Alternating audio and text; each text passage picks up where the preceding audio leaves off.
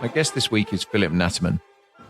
Philipp's a senior partner in the London office of McKinsey Company, and he's also the chief financial officer of the UK, Ireland and Israeli complex of the firm. He's something of a McKinsey lifer, having started his career with McKinsey out in New York in 1999, moving subsequently to London in 2001. He's a telecoms guy. He's led McKinsey's global telecoms practice, as well as the media, telecoms and technology practice for that complex in UK, Ireland and Israel.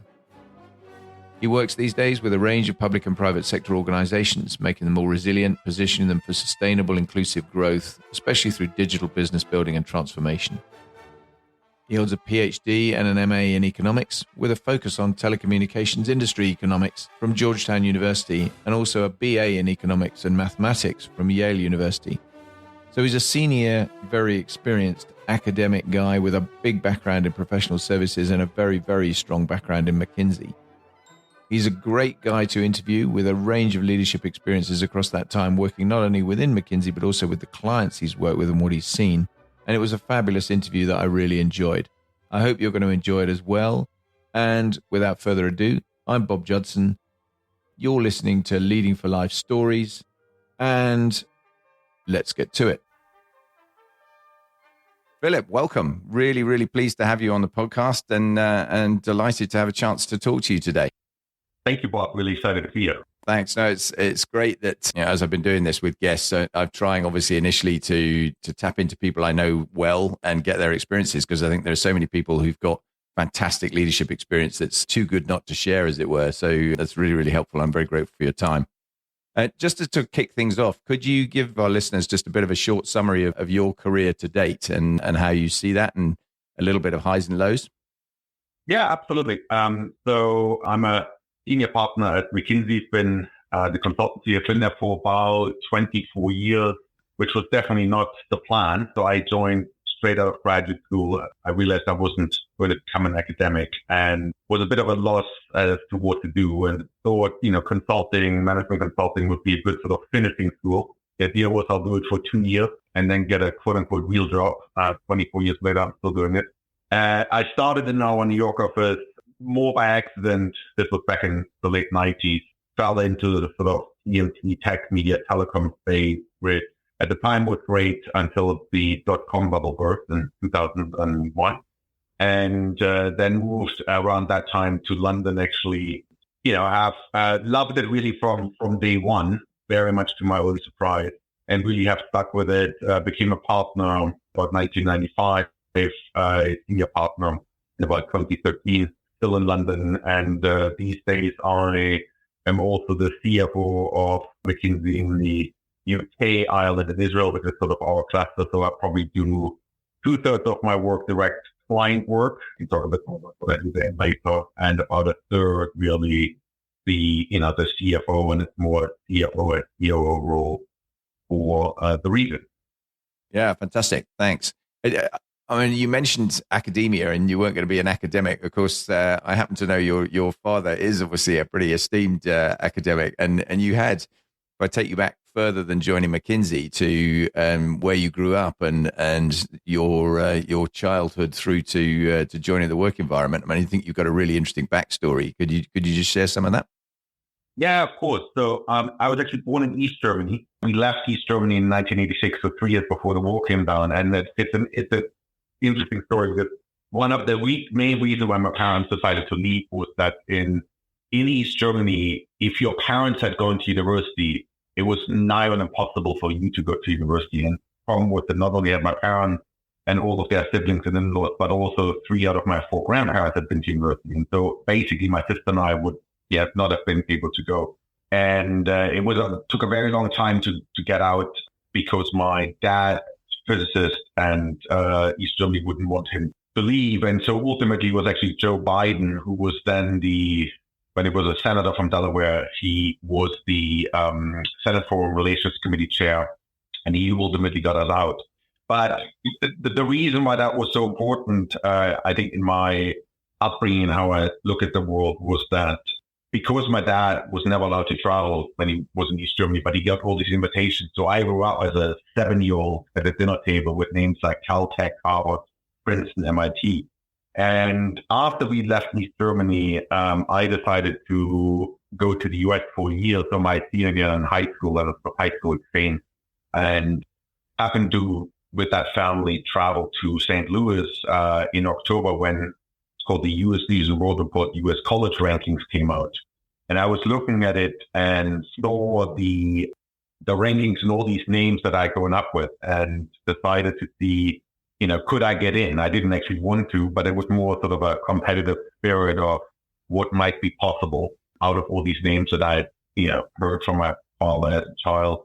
And that was the reason why I then, decided to stay in the US and go to Yale, and much to my parents' chagrin, actually. But it's one of those things where, something that happened very early on in my life had quite a long-term impact in terms of trying to give it a go and trying to see how far I would be able to push it. So I think it's really around almost some of the adversity early on in life was actually one of the most important things in getting me to, giving me a sort of an inner drive to go and grab opportunities rather than to give in, really.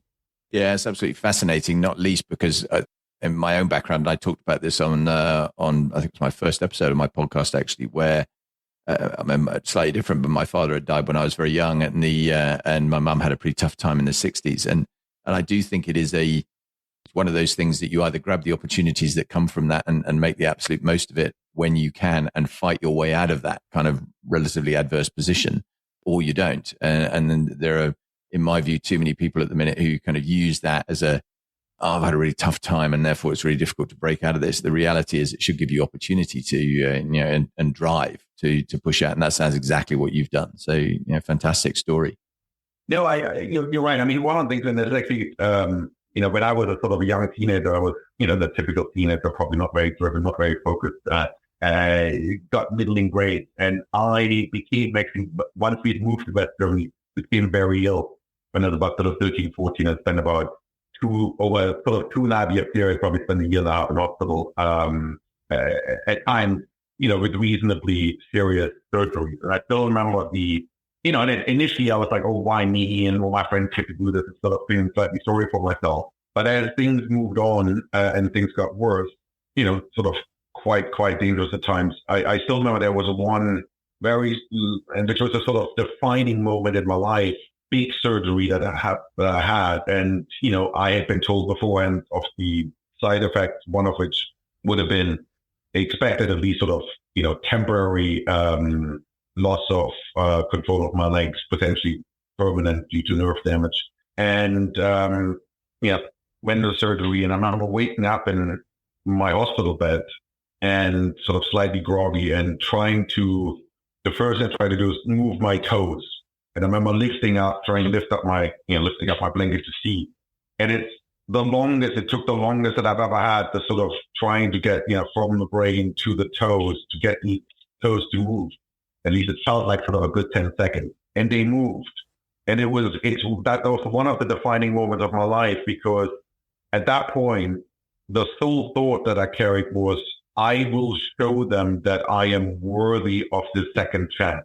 I have no idea who them was or is, but that was one of the driving for a long time, and still is, this sort of, having had this chance, and as you said, right, I mean, facing adversity, but actually using it as the fact of coming through adversity as a reason to take advantage of it. And that was, that was that moment when I decided I wanted to go to the US.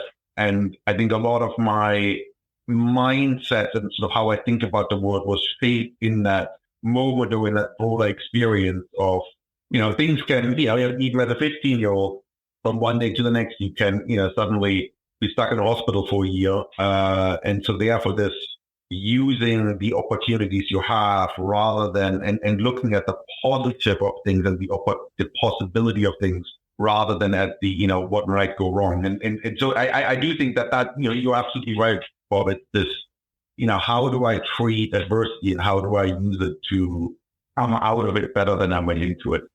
Fascinating story. I mean, interestingly, and totally unrelated, but I've got a good friend who had a bad flying accident, very bad flying accident, and his legs below his knees were effectively shattered. He landed still in the ejection seat, parachute just deploying, and obviously hit the ground incredibly hard. and they thought he'd never walk again. And when I remember first seeing him, after that, he had big sort of pins through his knees and through his ankles that he had to rotate these things in order to try and keep the joints in any way movable. And initially, when you talk about the brain to the toe signal, he was sending a signal to his foot that he wanted to move it up and down, and it was moving left and right. And he had to literally relearn how to do that. And he not only got back to walking again, he got back to flying military fast jets and then subsequently an airline pilot, which is just incredible. Wow. Right? As a story to kind of triumph through those things. So, yeah. And I think exactly as you've just said, I think it's the sort of story that resonates so well with people who have been anywhere close to that you can use that as a springboard. So no, that's really great. Looking sort of a bit more forward now, you as you said, you're something of a lifer at McKinsey. You've been there a long time. This podcast obviously is all about leadership. I'd just be really interested in how you have shaped your own and adapted your own leadership style over the years as you've got more and more senior in the organization. It's a very good question. And I don't think I was born a natural leader. I think when I started, and the way it works is probably like most organizations, but the way it works, McKinsey, most consulting firms, I do start with sort of an associated, you're responsible kind of for your own work. You become a manager, you manage a team of people, you become a sort of senior partner, and a partner, you manage multiple teams, and then you become a senior partner where really it's around creating opportunities for others with a large number of partners. And what is quite interesting, and there's a sort of link to also what I think I've brought to my work, is early on, it was very much around leading by doing. So if you think about consulting, it's a lot of it is problem solving, coming up with the right answer. So it was very much around, and this was really what I enjoyed, helping my teams deliver the best they could do on the, let's call it the content side. And I think what has changed for me, and I was probably always very demanding at times, too demanding. But I think what has changed in my leadership style over time is, and this was quite a difficult thing, that you become more senior, and the group of people you're responsible for, the type of things you do in the parallel is so large that you can no longer control everything direct. You have to, by definition, trust others. And what that means is, the way things are done in my teams is never quite the way I would do it. And actually getting comfortable with that took quite a while. And I think it is a, look, I'm still working on it every day, but I think it is an important art to learn how much freedom, a degree of freedom, how much do I step away so that, the next generation, let my team say something the way they want to do it. Obviously, they need to own it. But at the same time, it is still the critical things, or the dimensions that I find absolutely critical are still done in a way that I can stand behind the work. And that is, it's a constant balance, and it depends obviously on the people one works with. It depends on the challenge or issue at hand. But I think that is one thing which over time I've learned. And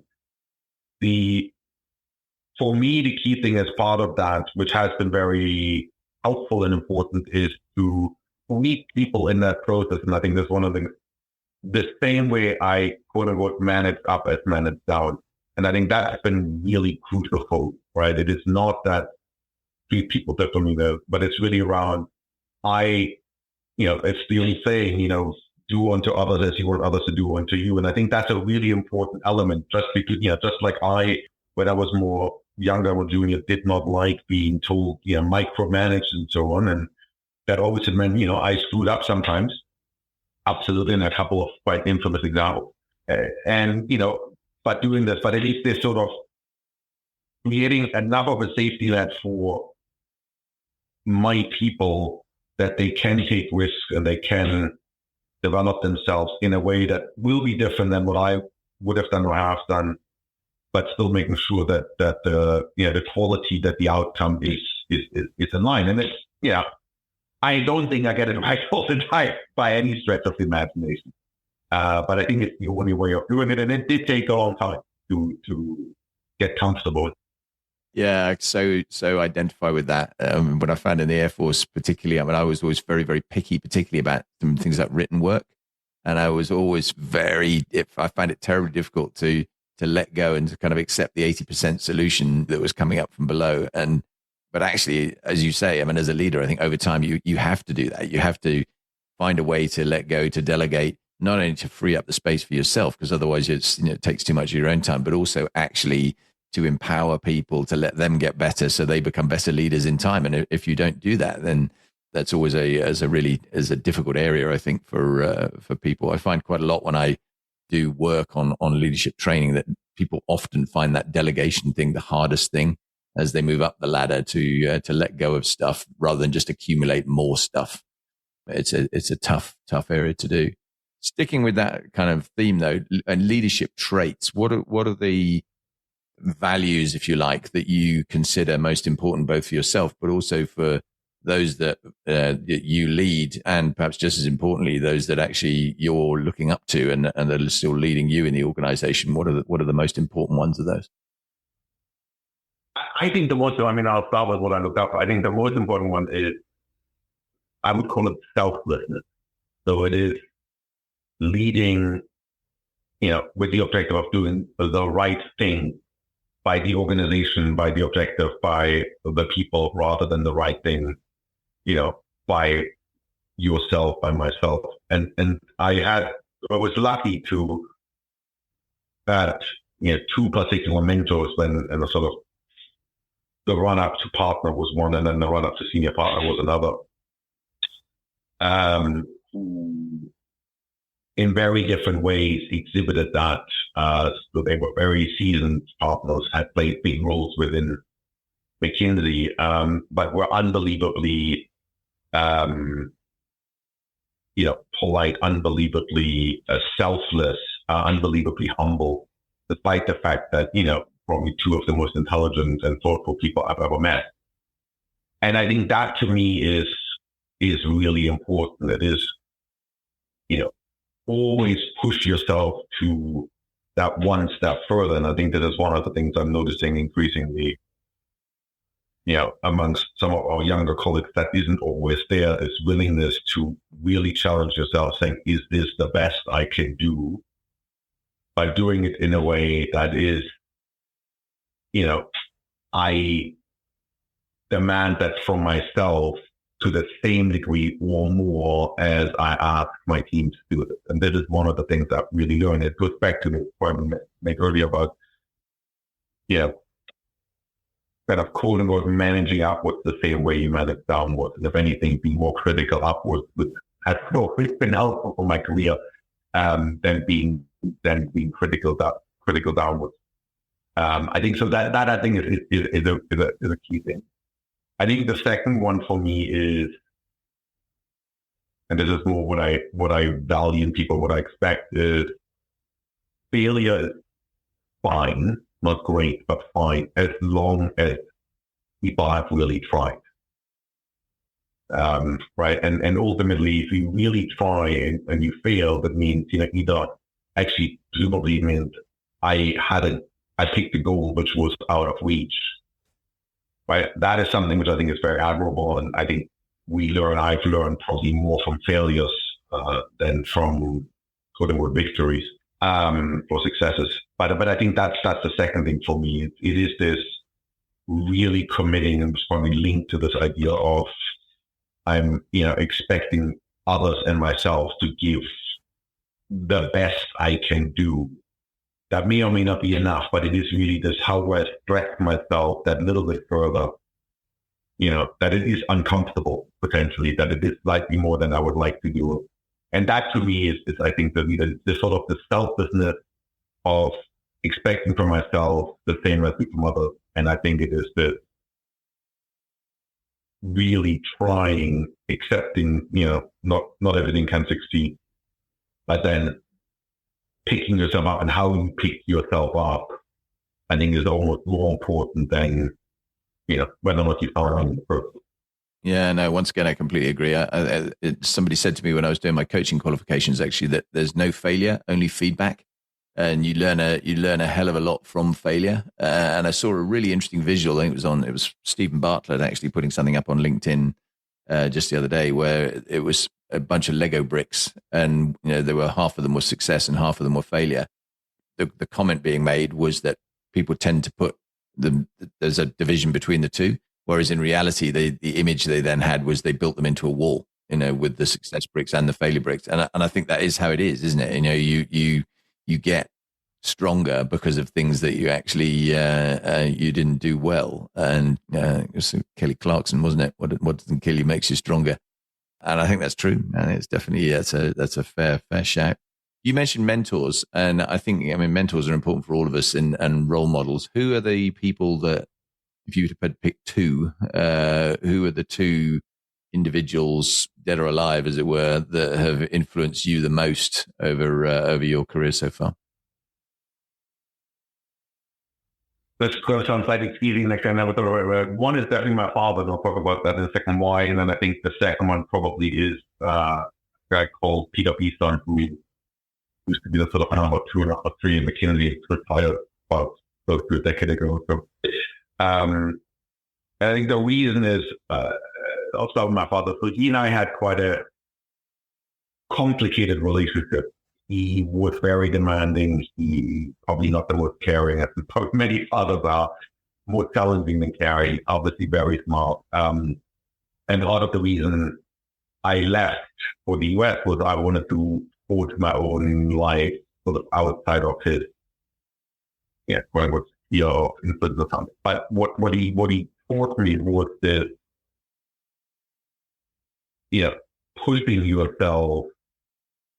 I think there's two things: pushing yourself really hard, and I think the second one is he always looked for a source of an error of whatever in himself first.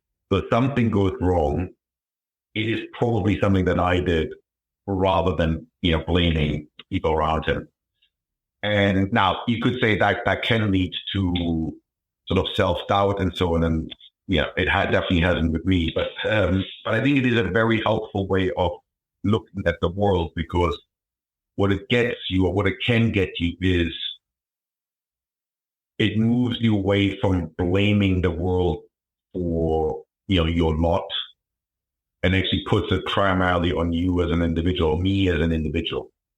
And I think that's been a very important element of it, because I think a sort of a result thereof is,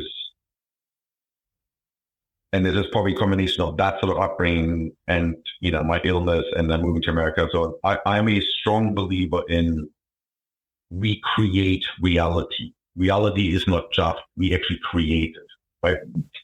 And I think that mindset, I think, is really important, because I think if I accept reality as it is an almost passive thing, that makes me, a leaf sort of floating down a river, versus saying we create reality, we make choices, we actually create opportunities for ourselves or not.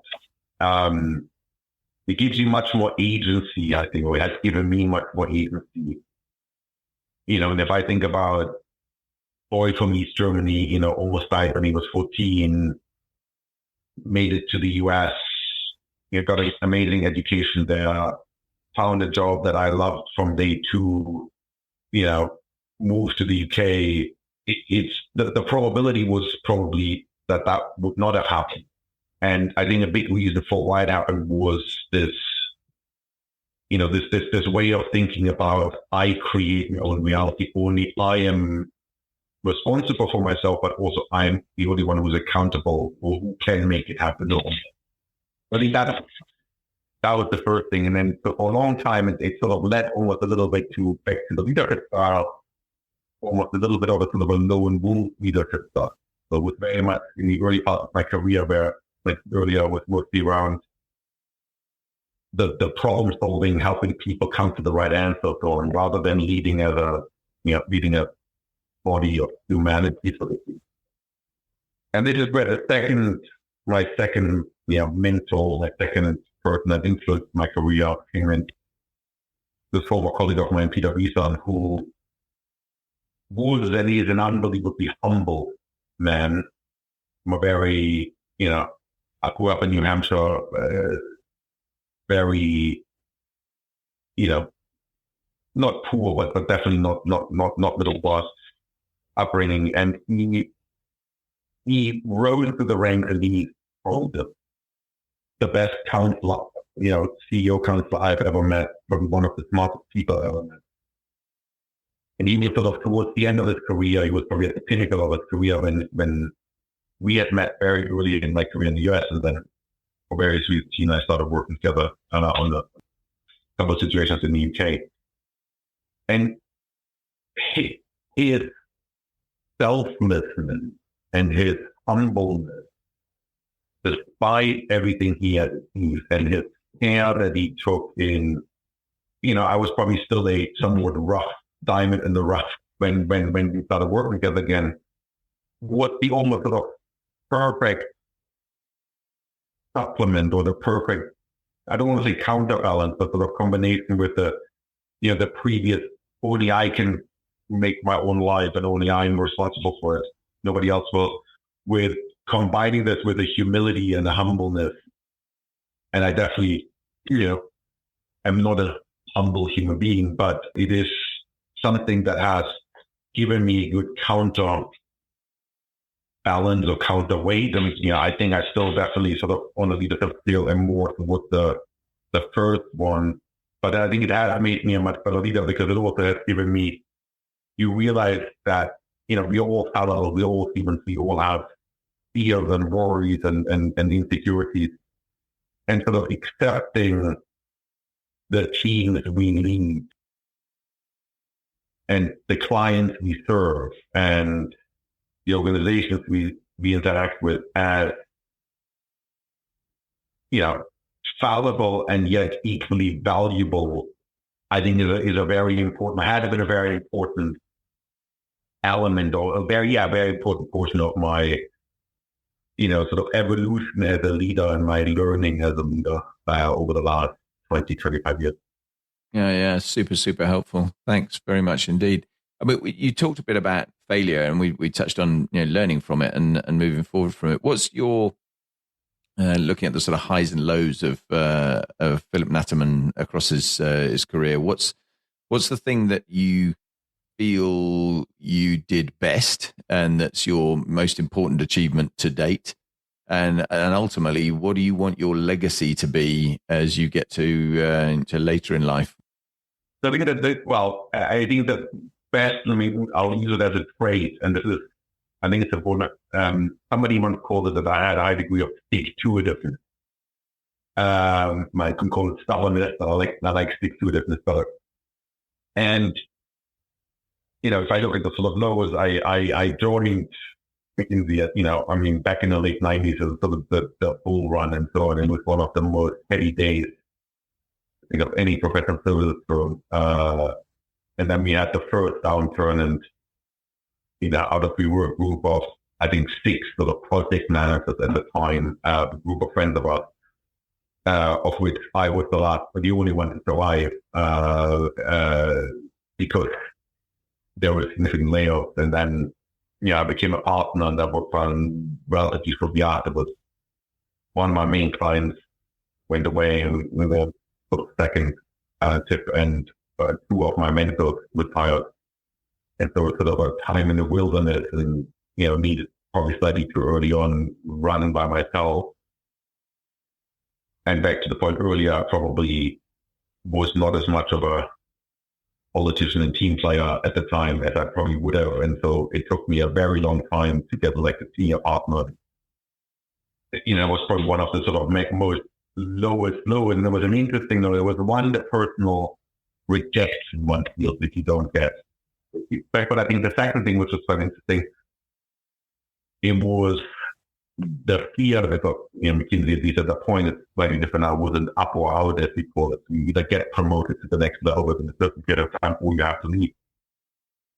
And I actually realized at that point how much I care for the organization and how important the organization is for me, because, yes, of course, I was frustrated and angry and, for not getting elected senior partner, but almost bigger worry was I did not want to leave the place. And we truly love the place. I love the people. I love the way you work. I love the organization, the fact that it's a true partnership. And so that was definitely one of the professional low points.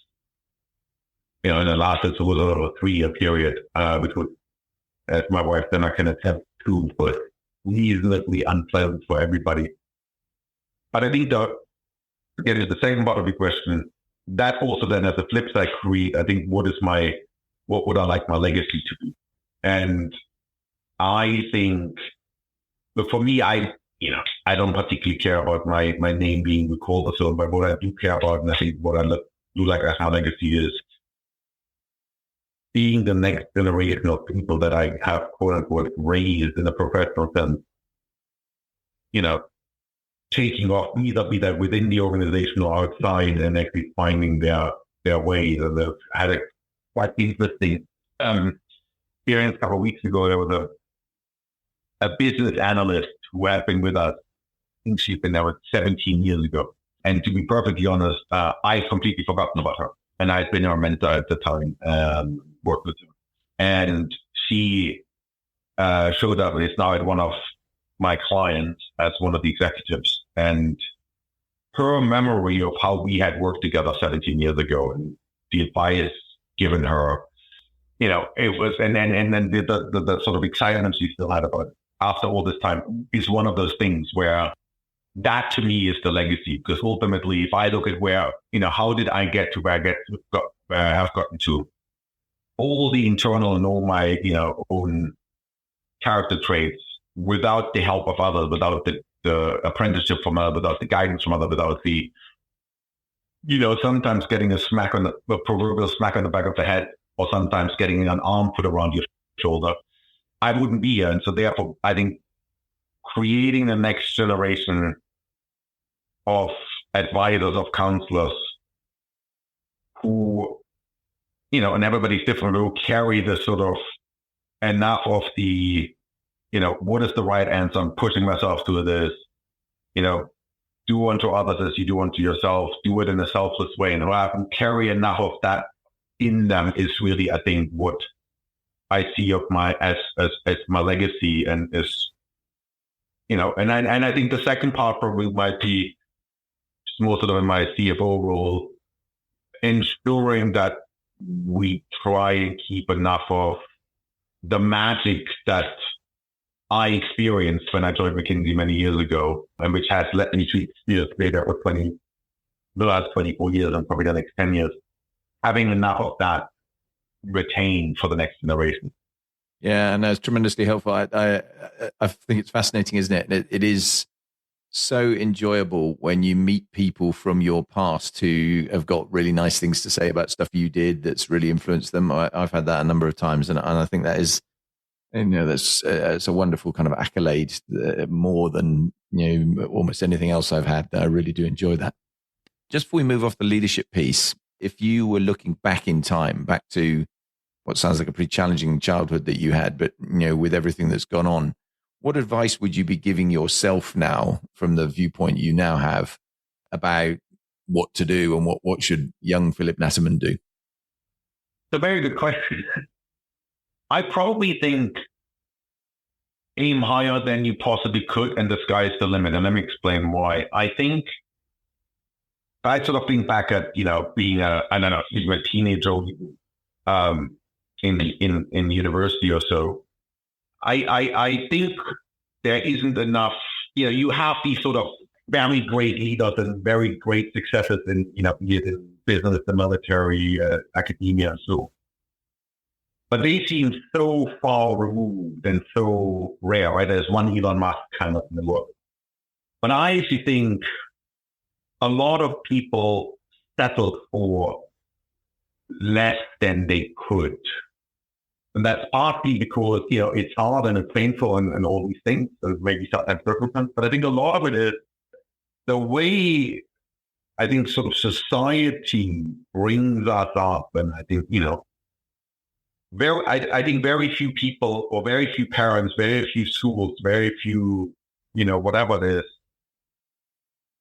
kind of make you you too can be X. And I think that's the one thing which is really setting your sights much, much higher than you possibly think is feasible, right? And I think that doesn't matter what socioeconomic background I'm from.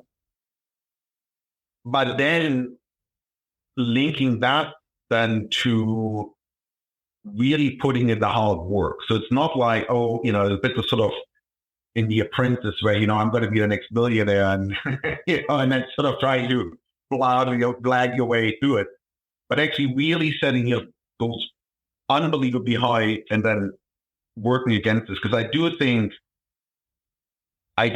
that many people undersell themselves, or sort of, I think, almost handicap themselves by thinking, oh, this isn't possible. And I read, there was an interesting blog the other day or something where someone said, the default, I think, for many of us is, oh, what if it fails if I'm trying to do X, Y, whatever it is, right? What if I fail? What if it doesn't work? And so on.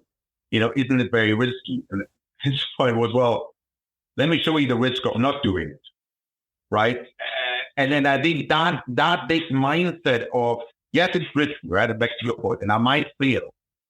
But even if I fail, I get up and I start again. And, obviously, fine. Nobody's going to fail for 25 years and keep going. I totally get that. But I do think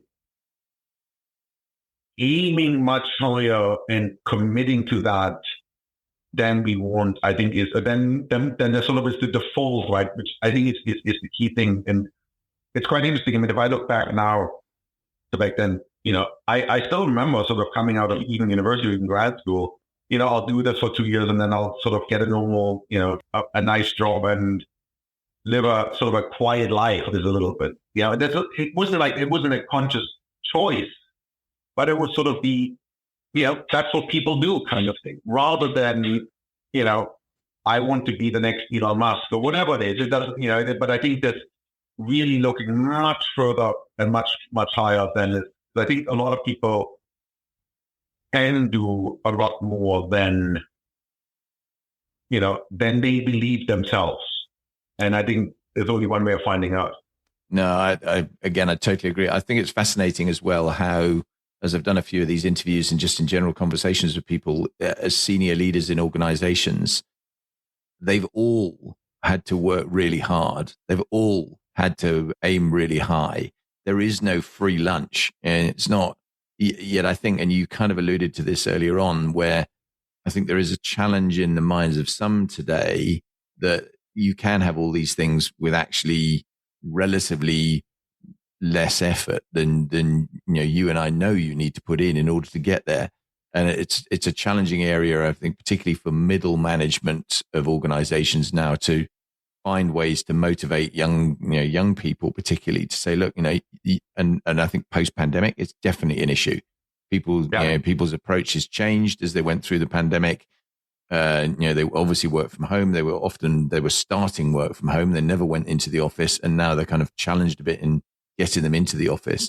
And that's really hard because at the end of the day, if they're going to be successful, life is, there's nothing's magical has changed here. They're still going to have to work really hard, and they're going to have to put the hard yards in order to do it, aren't they? Yeah, exactly. No, I fully agree. And I think that it's actually,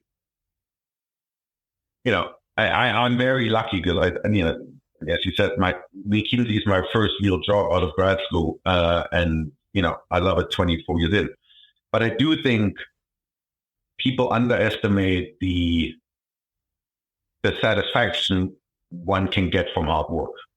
Right? And obviously, if it's something that helps, if it's something that you love, that you do. But I think that it's, if something comes sort of easily, like I've become an influencer or whatever it is, it's really what is the value in it and what is the satisfaction in it. And I do find, I always find there's a certain degree of reassurance in a freedom that comes to hard work. And what I mean by that is, if I work hard and I know I'm good and I know I can do it, even using what I have today, right? I know I can do something else. And I think that's one of the things which is, I think, really important, that you know that what you've achieved is achieved based on your own drive and hard work, and therefore you can replicate it somewhere else. And that gives you a degree of freedom to say no to things. And I actually think that degree of freedom is unbelievably important to retain, one's professional and probably personal integrity. But there are moments for all of us where you're in a situation where, you're very uncomfortable and it probably doesn't align with one's values. And, if I'm there out of accident, basically, or whatever it is, then it's very hard for me to say no, because if I lose this, how can I replicate it? But if I'm there because of what I have achieved, I think it is much easier to have the confidence to say no. And I think in the long run, that does create a much, happier and I think more balanced life. Perfect segue into my next question, because I've seen firsthand how stressful and busy lives of partners and senior partners in particular are at professional services firms. What do you do to kind of maintain work-life balance and de-stress? What's relaxation feel like for you? Well, so I think the first thing I say is I'm very lucky that I'm relatively good at compartmentalizing my life. So I can, work till 8 o'clock and I, leave the office and turn off the laptop and I can think about something completely different. And I think that's and to be fair, nothing I've done for that. It's a lucky trait, because I think it's very hard if you don't have that. So in a way, it might be slightly easier for me. I think there's two things. One is I do a reasonable amount of sport, and it's actually quite interesting. There are very, very few very unfit, overweight senior partners in any professional service firm I've ever met. And I actually think that is, you cannot operate in this level without being physically fit. I don't think it works. So I think this keeping yourself physically fit and at accountable is really important. And I actually feel it. I mean, I do gym and Peloton sort of during the summer. I ski in the winter most weekends. I do a lot of ski touring. I love ski touring up a mountain, almost more than going down. Back to this point of competing with myself, it creates space. I mean, one of the things I love about being in the mountains is you cannot really think about anything else than what's in front of you. So I mean, the first time a friend of mine took me to Germany in Germany, where we have a place, one of the places I love most in the world is, we flew in from London that morning. It was a Friday morning, I think, and we just went for a little 2-hour hike or something like that afterwards. And within half an hour, we were crossing a couloir where there were rather large rocks raining down on us. And the only thing you could focus on was, how do I survive 3 minutes getting across there? Now, that's really a little bit of an extreme way of doing it, but I think this, in his address, sort of real point, right? All you focus on is, where do I put my next foot? Where do I put where am I going? And I think I find it unbelievably relaxing because, of course you're paying attention, but it's almost like the sort of the hunter-gatherer part of the mind rather than the management development part of the mind. And so, it's almost like it flushes out the brain. So I think that's really important. And then I think,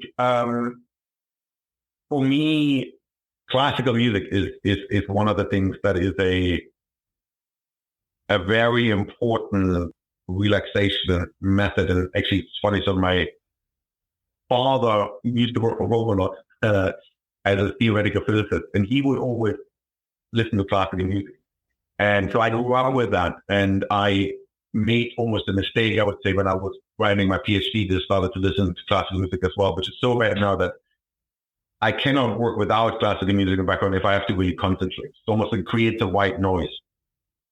And so in the office, I constantly have music playing. But it's again one of those things where, for me, it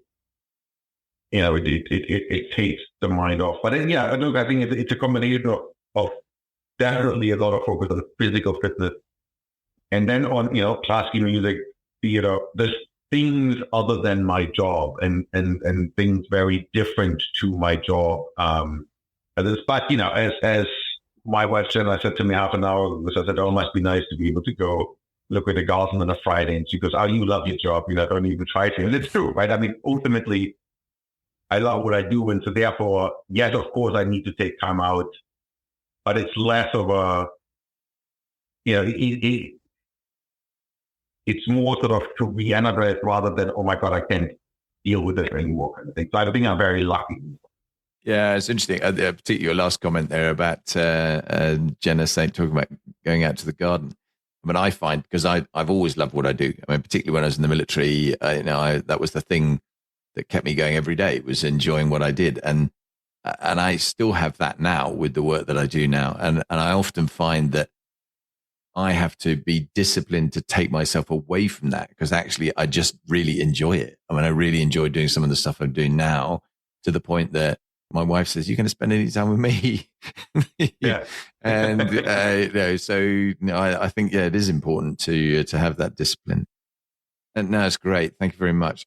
Switching tack a bit, I try very hard when I have people like yourself on these to look at what you do and the world you see, which is obviously from a very senior viewpoint, and you can provide some really important perspectives. You alluded to it at the beginning, but you've been in the sort of forefront of McKinsey's telecommunications business for a very large part of your career, and it gives you, I think, a pretty unique view across the waterfront of what's obviously a really important and very, very fast developing sector.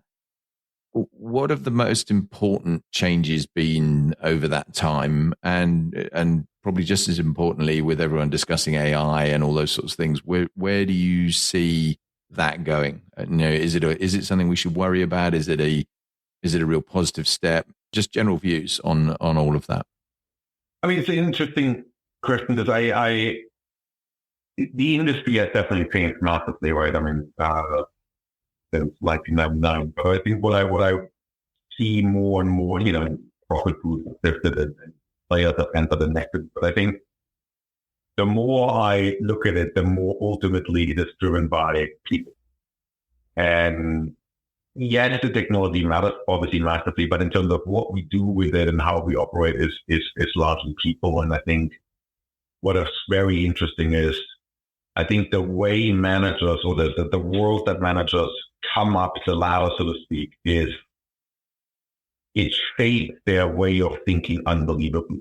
So if I look back, in the early 2000s, the mobile markets were growing and so on, and there's a lot of people who then became CEOs, and about sort of 10 years ago, who had actually only ever operated in an upward trajectory world, and it was very hard for them to change to a world where, telcos today is the commodity, it's the computational power, it's AI, and so on we're focusing on today.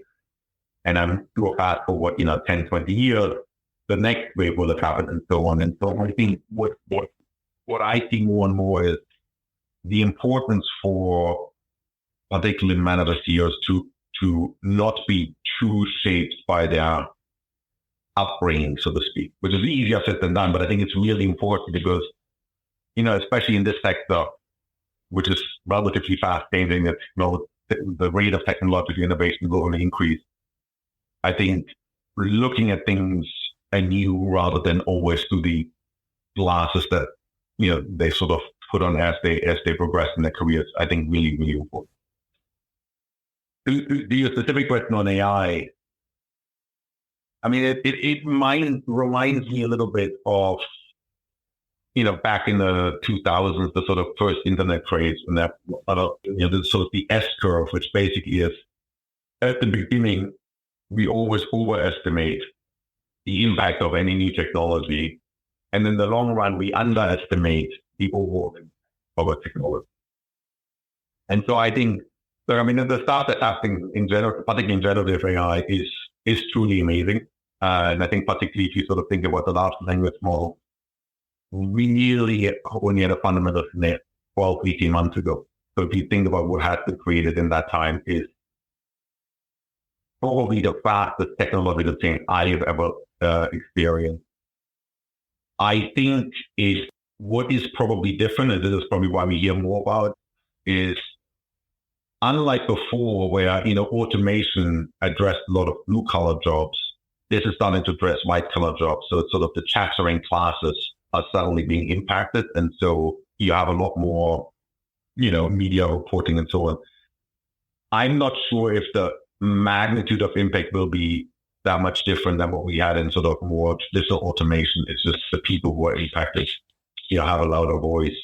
I think having said that, it will raise the bar, like all innovation, in terms of the people that actually can have an impact. And this goes back to our earlier conversation. But I think a lot of work, be that in marketing, be that in science and so on, be that in law, will be automated away. That is sort of value adding today. Now, in an ideal world, that means we will build on top of that and, therefore increase productivity. But I think it will be quite fundamentally different. I mean, one thing, I had a conversation with a law firm the other day, and they are obviously looking at, generative AI is one of the key, law is one of the key areas, like all this in terms of second contracts and some of drafting contracts, kind of the basics.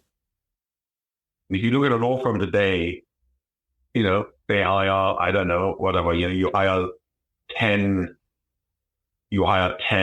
associates, of which you expect 1 or 2 to make partner. The reason you hire 10 is because you need a lot of legwork in effect. Well, you won't need that anymore, which I might only hire 3 or 4. But more importantly, actually, the way I need to hire them, because rather than saying I hire them because they're smart and, we'll figure out over the next 10 years which 1 or 2 of them will become a partner, you actually need to be able to predict much more accurately who do we think will be the likely future partners, because I still need those, right? And so it actually, I think the societal implication in terms of the skill set, in terms of how people and the talent, the type of talent that people will look at, I think will change quite significantly. I think that's quite a fundamental change. So look, do we need to be afraid or not? I don't think we need to be afraid, but I think we need to be thoughtful at how we approach it. And I think we need to be open how we approach it. Yeah, it's really interesting you say that about AI. I was looking at something on LinkedIn the other day where it was leadership stuff actually, and it's about contributing to articles when you've got kind of, I suppose, relative experience, and they're seeking people to add to that.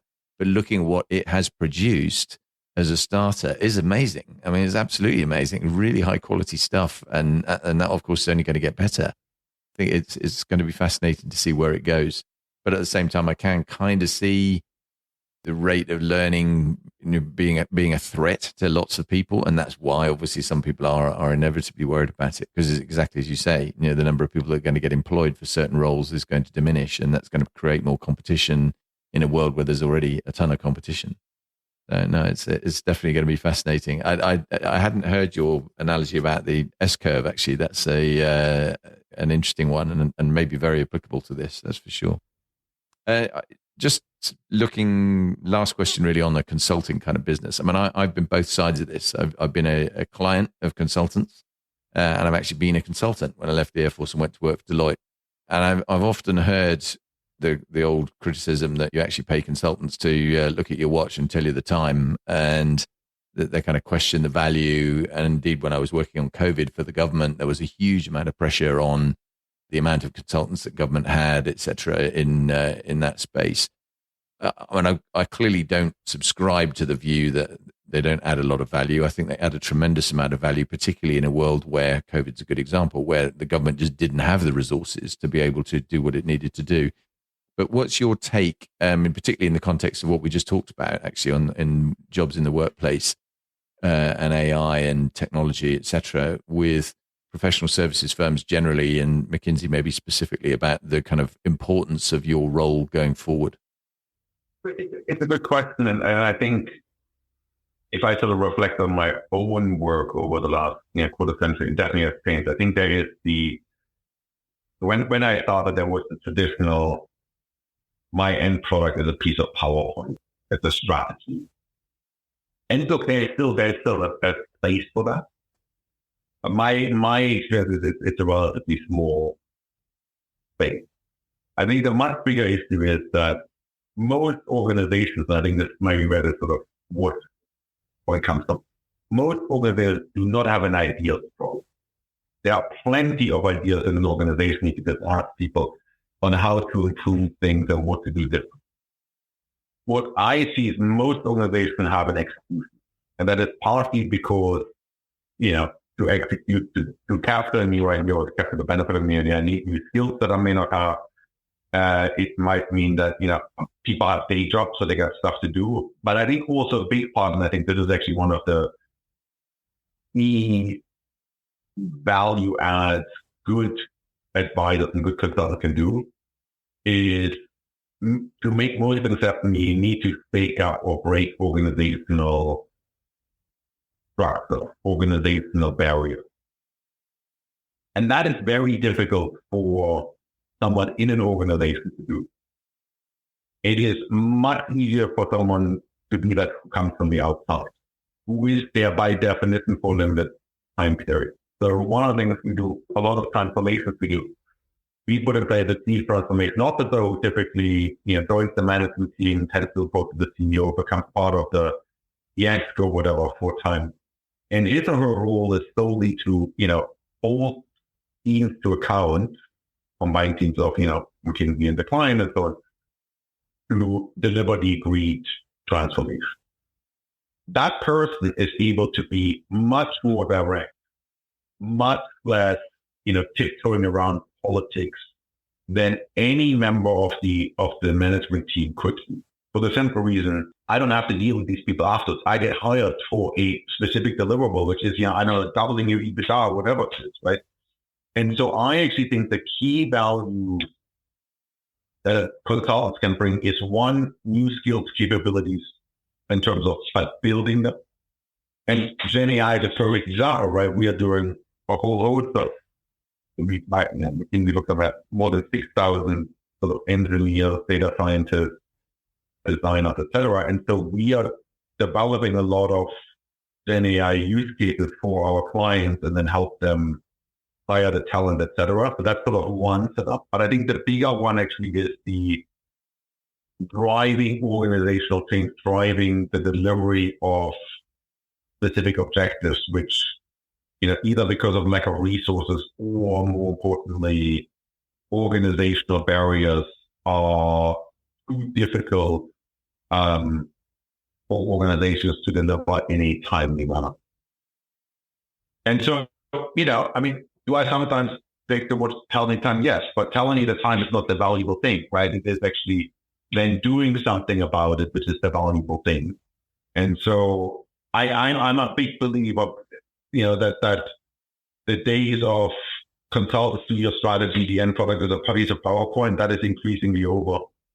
Not least of which is, there are so many former consultants in the corporate world these days that a lot of the skill sets are out there, right? But those are it's the sort of the thinking skills, I'd call it that, and it's the doing skill set, which I think is very different. And that all that, I think, real implications for the people we hire and we totally promote. It is increasingly important that its people can actually, we sort of use this strapline from thought partner to impact partner.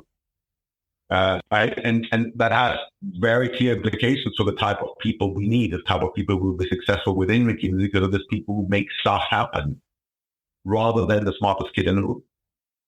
Fascinating. And I think my time at Deloitte, I was there 3.5 years full time. You've obviously been at McKinsey a great deal longer than that.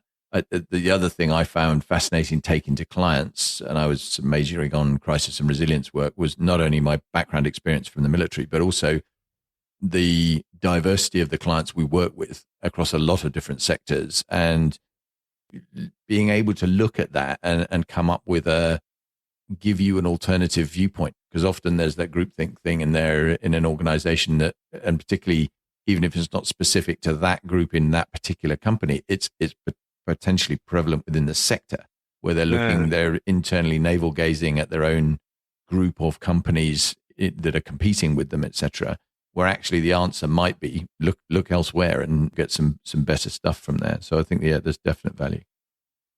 I agree. Switching tack again, you spent, as you've been very clear about, you spent a chunk of time in the US, both from an education point of view and obviously you were there teaching as well as an academic, weren't you? I've also spent plenty of time there, including working there in the military for a period of time. And over the years, I've worked very, very close with Americans on a number of things and been there on holiday. I worry, though, that I've never seen the country so divided. I've got lots of friends on both sides of the political divide at the moment, and it feels almost unbridgeable with the conversations that I have with them. What's your take? What do you think of the situation at the moment? Where do you see it heading? Yeah, I agree. I mean, well, I have a sort of a hopeful view of the world, and I have a pessimistic view of the world. I think the hopeful view of the world is, if you listen to some sort of surveys, and there is 70% of the population, in the middle, either side of the left, right, or whatever you want to call it, divide, who are, more progressive, I think, or more conservative, but, are quote unquote quite normal human beings, want, to have their children have a better the country to work and so on. And then you have the sort of extremes who are in our world of social media, and probably, I think, one of the worst things humanity's ever done is to create social media, is massively amplified their mega. And so that's, and then you would hope that, and obviously, it does have an impact on the sort of middle bit, the increased shouting and so on. But that's sort of one hope that I have. I think the more pessimistic view is, and I always find it very interesting when sort of see that people in the UK or people in the US who look like, what happened to, for example, Germany in the 1920s and 30s could never happen here. And, I think as a German, you spend a lot of time studying that and thinking about it. And I think if you look at, what happened just before World War I, when it was a civilized country, so I don't think anybody would have expected that. And so I actually think the veneer of, social graces and, the sort of structures we've built, and then the stories we tell ourselves. I mean, let's look at the same thing as in Sapiens, the whole idea of what makes us different from any other organism in the world. And we can tell stories, and we believe the stories, right? Democracy is a story. We all believe it, and nobody sees it. Believe, these things that hold us together. But I also think that the flip side is they're probably a lot more fragile than we think. And things tip over or can tip over. One, I think, more rapidly than we think, but also the other is I don't think it's always clear when and where they will tip. And so, it might be that nobody actually really intends, or very, very few people intend to tip them over, but guess what? All of a sudden it does. And so, I don't know. I'm still hopeful. For all its shortcomings, I love the US. I came of age there, so to speak. I spent between 17 and 27 there. But I think you're right. I think it is quite scary what is happening. And I do think, I do think our systems and societies are more fragile than we think. And, as we've seen in many, Iraq is a perfect example, right? And once it tips into a society at war with itself, it's very hard to come back from that. And, I'm not saying the US is like Iraq in any way, but, I do think it is treating the gift or whatever that is democracy, that is a civil society with the care it deserves, is probably not a bad idea. No, I agree. And I think that as you said, that could never happen here. Never is a very strong word in this space. And I mean, at the end of the Cold War, most people thought and spoke about and wrote about that the era of state-on-state conflict was done. And here we look at what's going on in Ukraine, and you kind of go, well, maybe not. I think it's interesting, and it definitely bears watching. Penultimate question, Philip. You've been really generous with your time. I'm very grateful to you. What's the most memorable thing that's ever happened to you? Oh, that is a very good question and a big question. I'll tell you, it happened to start. And that has nothing to do with work or so on. We were on a boat with friends off the coast of Sicily, near the Ionian Islands. It was only 3 weeks ago. It's the most memorable nature moment that has ever happened. And you have volcanoes there which are still active. And it was the week when you had the meteor showers and we were on the high sea. And so it's dark and it's one of the few moments in my life where you've seen horizon to horizon dark. And Milky Way actually going horizon where it doesn't stop for the high up, but it really goes right. And probably with one of the volcanoes was erupting. The meteor showers were coming down and we had 3 dolphins swim next to the boat. Oh, wow. And it was this sort of combination of just, the sort of, you realize just how tiny we are. I mean, it's not even the universe, right? It's a galaxy that you see. And the sort of majestic nature, majestic, beauty of nature. And the sort of, volcano erupting, it's sort of, you just see the red glows. And you see how small we are and yet how much we have created as humans. And it was one of those, visually, I mean, it was, you had these meteor showers come down. It was unbelievable. I think that probably sort of from a perspective, from a view thing is probably, maybe not but definitely one of the top 5 things that has ever happened. Yeah, that sounds stunning. I have to say, every time I go anywhere where it's dark skies and you suddenly realize, you look at starlight and you see just the quantity of stars. It is amazing, isn't it? It's absolutely stunning. Yeah. And you can see, the actually milkiness of the Milky Way. I mean, it is truly amazing. And finally then, Philipp, what's the most difficult question you've ever been asked? This is going to sound super cocky. I don't think I've ever been asked a really difficult question.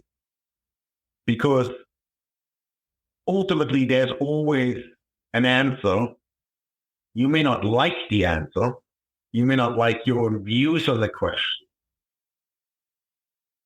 But I'm sure there were, because also I think the sort of the difficult questions is, why are we here? What are we doing? What are we trying to achieve? And so on and so forth, which I don't find difficult to answer. And so, yeah, I mean, it's probably not yet you were looking for, but I'm not sure I ever have. I didn't have a preformed view. That is fascinating. There may be a difficult one out there still to come, I guess. Yeah. Yeah, as I said, you've been very, very generous with your time. Thank you very much. I think you provided some fascinating insights, both on the geopolitical front that we talked about latterly, but also just leadership. And you are at the top of a very, very important and big firm where an awful lot of people not only do work but aspire to work and look at as a kind of role model firm. So your insights are massively valuable. I'm extremely grateful to you. Thank you. No, thanks, Bob. I really appreciate the conversation. You raised some very good questions, and I got to think about what's difficult say. I'm like, because I clearly didn't have an answer to that. Brilliant. Thanks, Philipp. Thank you.